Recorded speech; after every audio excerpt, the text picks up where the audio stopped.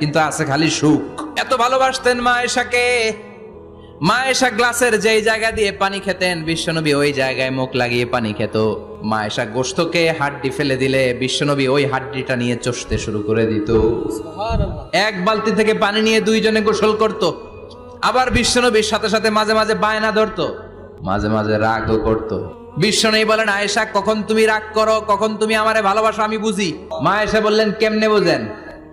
বিশ্বনবী বললেন, যখন তুমি রাগ করো তখন নামাজের পরে দোয়ার মধ্যে বলো, ও ইব্রাহিম আলাইহিস সালামের আল্লাহ, আপনি আমার উপর দয়া করেন।